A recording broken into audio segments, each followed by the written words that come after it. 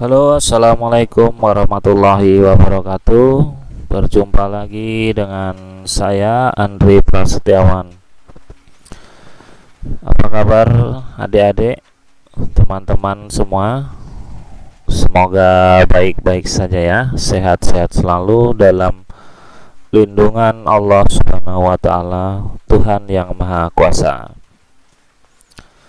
Sudah lama ya tidak memberikan materi lagi karena ada kesibukan. Alhamdulillah pada kesempatan kali ini saya bisa memberikan kembali materi kepada adik-adik semua, teman-teman semua. Adapun materi yang akan saya sampaikan adalah aktivitas jalan cepat. Oke, kita langsung saja ke pembahasan. Namun sebelum lanjut, langkah baiknya kalian klik tombol subscribe terlebih dahulu dan aktifkan loncengnya supaya tidak ketinggalan informasi atau pembelajaran dari saya.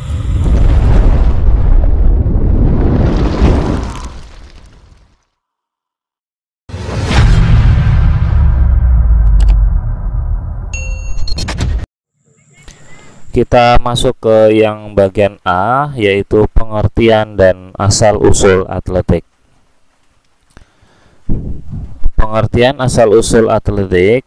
Atletik berasal dari bahasa Yunani, yaitu athlon atau atlum.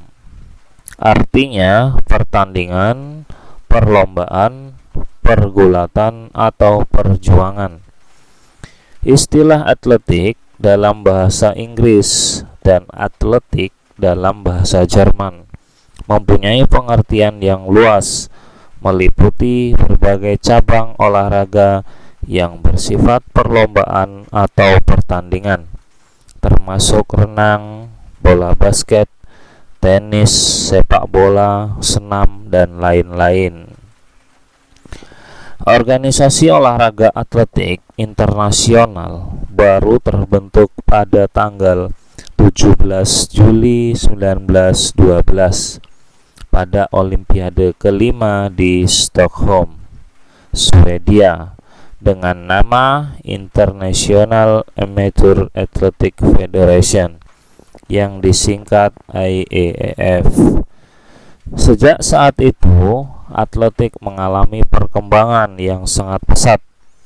Pada tanggal 3 September 1950 di Indonesia berdiri PASI, Persatuan Atletik Seluruh Indonesia. Nah, ini adalah gambar lapangan atletik atau lintasan atletik. Terdiri dari beberapa tempat start. Ada start lari jarak pendek 100 meter dan 110 meter. Ada juga lari 400 meter, 800 meter dan 10.000 meter. Dan ada garis batas lari 800 meter dan start 1.500 meter. Di sini juga terdapat zona-zona pergantian, biasanya untuk lari estafet. Kalau di tempat-tempat tertentu ada yang di tengahnya digunakan untuk tolak peluru, lempar lembing, lontar martilnya, dan lain-lain. Intinya yang tentang atletik. Ada juga yang di tengahnya adalah lapangan sepak bola. Jadi itu tergantung dari daerah tersebut. Jadi kalau ini hanya gambar saja untuk lapangan atletiknya. Kita lanjut ya. Seperti pembahasan yang di awal tadi, kita akan membahas tentang jalan cepat. Pertama kita masuk ke sejarah jalan cepat. Pada olahraga jalan cepat, tidak diperkenankan langkah melayang atau membuat lompatan. Menurut aturan, kaki pejalan cepat harus tetap di atas tanah dan sekurang-kurangnya satu kaki harus selalu menginjak tanah. Jalan cepat diadakan pada tahun 1867 di London. Pada tahun 1912, jalan cepat 10 km diselenggarakan pada lintasan sebagai salah satu nomor Olimpiade tahun 1976. Tercantum nomor jalan cepat 20 km yang sejak 1956 dipertandingkan dalam Olimpiade. Kita masuk kembali tentang perbedaan antara jalan cepat dan lari.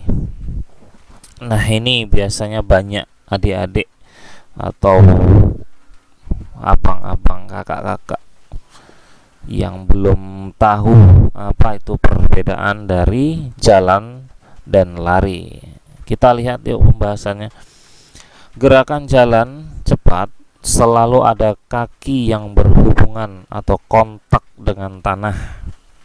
Artinya, setiap saat salah satu kaki selalu terjadi kontak atau menginjak tanah.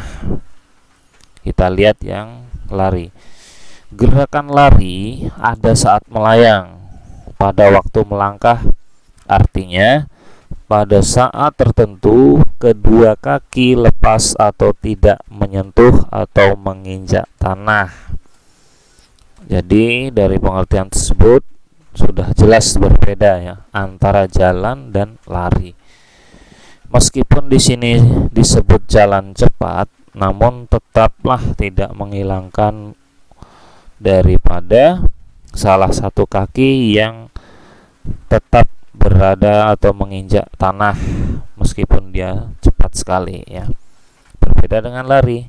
Kalau lari ada saatnya melayang walaupun sepersekian detik. Jadi itu tidak boleh terjadi di jalan cepat. Kalau ada terjadi seperti itu maka dianggap bis. Berarti orang itu dianggap berlari. Paham ya? Kita lanjutkan. Yang ketiga, aktivitas pembelajaran jalan cepat. Jalan cepat adalah gerak maju langkah kaki yang dilakukan sedemikian rupa sehingga kontak dengan tanah tetap terpelihara dan tidak terputus. Selama melangkah, kaki yang bergerak maju berjalan kaki harus berhubungan atau menyentuh tanah sebelum kaki belakang meninggalkan tanah. Kaki penyangga harus diluruskan atau tidak dibengkok di lutut untuk sekurang-kurangnya sesaat dalam posisi tegak atau vertikal. Jadi ini ya pengertian jalan cepat. Jadi kaki selama melangkah, kaki yang bergerak maju berjalan kaki harus berhubungan atau menyentuh tanah sebelum kaki belakang meninggalkan tanah. Yang depan harus sudah menyentuh tanah dulu. Jadi seperti prinsipnya jalan tadi ya, tidak boleh ada dua-dua kaki berada di udara ya, atau melayang, ada saat melayang, jadi tidak boleh ya.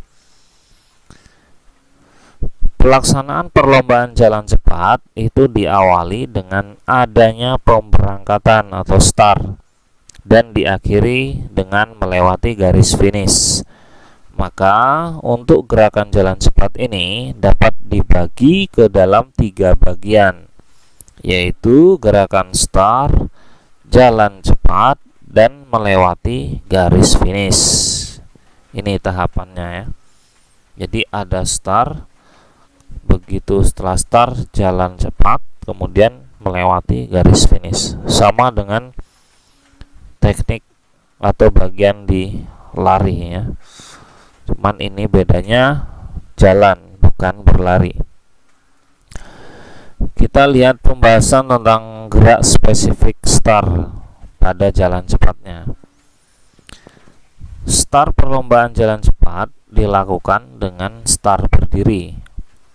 Sikap start pada umumnya adalah berikut ini. Pada aba bersedia, pejalan menempatkan kaki kiri di belakang garis start, kaki kanan di belakang kaki kiri, badan agak condong ke depan, tangan bergantung kendor. Pada bunyi pistol atau aba-aba ia, segera langkahkan kaki kanan ke muka dan jalan terus. Jadi ini tahapannya ya. Yang pertama bersedia, kurang lebih dengan lari ya, bersedia. Namun perbedaannya kalau lari ada start jongkok ya, ada start berdiri, ada start melayang. Namun ini pada perlombaan jalan cepat yang digunakan adalah start berdiri. Kemudian ada aba-aba bersedia. Kemudian pejalan harus langsung menempatkan kaki kiri di belakang garis start. Jadi ada garis start, kemudian kaki kiri ditempatkan di belakang, tidak boleh menginjaknya. Kemudian kaki kanan di belakang kaki kiri. Ya, diingat ya, kaki kiri di belakang garis start, tidak boleh menginjak garis start.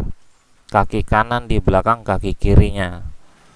Kemudian badan agak condong ke depan, jadi jangan terlalu condong, nanti tidak seimbang ya, mengurangi keseimbangan. Terus tangan tergantung kendor, lemas ya, jangan kaku. Dan mendengar bunyi pistol atau aba-aba iya, setelah mendengar langsung langkahkan kaki kanan ke muka dan jalan terus ya sampai garis finish. Ketika mendekati garis finish, jangan dikurangi kecepatannya, bila perlu ditambah.